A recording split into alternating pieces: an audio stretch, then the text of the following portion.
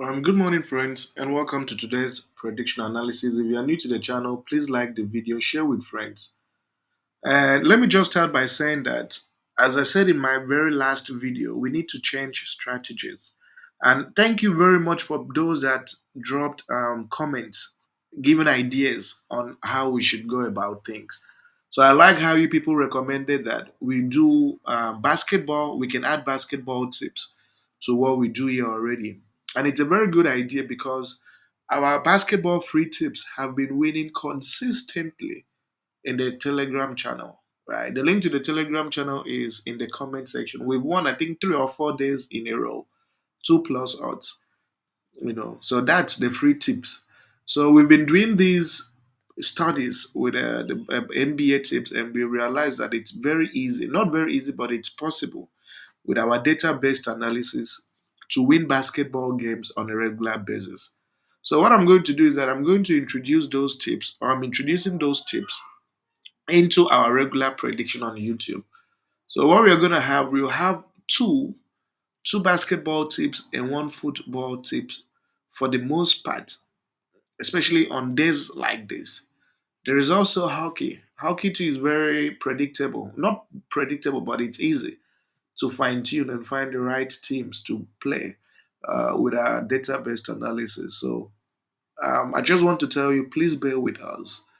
I know it's not been an easy time, but we are pushing and we'll get the right things done soon. So we have 3 matches, and the very first game we have is Sporting CP Club Brugge. So Sporting CP is averaging 2.5 goals at home, as you can see here. So they really play 1-0, really. These Club Brugge guys too also really play 1-0, especially when they play in the Champions League. When they played Atalanta in the Champions League, it was 2-1. When they played Bayern Munich in the Champions League, it was 4-0. So when they play in the Champions League, they usually score and concede, which makes things very, very interesting. And then their standings on the table, when you check the standings on the table, one thing you'll see is that um, Sporting needs points, right? And Club Brugge really, really, really needs points to get into the promotional places. So I think both teams will compete favorably and see how they can get maximum points. So you should expect goals in this game, and it's for that reason that I'm going with this game to do over 2 goals. Over 2 goals, and the odd is 1.25. The second game we have is from the NBA. We have Boston Celtics, right? When we look at these Boston Celtics, they're pretty dominant, right? Very, very dominant. They score a lot of points, as you can see, which is really interesting. But one interesting trend I've also noticed about them is that very rarely do they underperform. Very rarely do they not achieve matches involving them. Very rarely do these matches not see 200 plus points. 200 plus points, literally. I think it's only been once. That was in November that they played. And I don't think it did 200, but the other matches, to a large extent, went beyond. Detroit Pistons as well also play games that see points going above 200 points. Okay, and I mean, you look at their head-to-head shows matches or games that involve them do produce points. So we are not going to stretch things.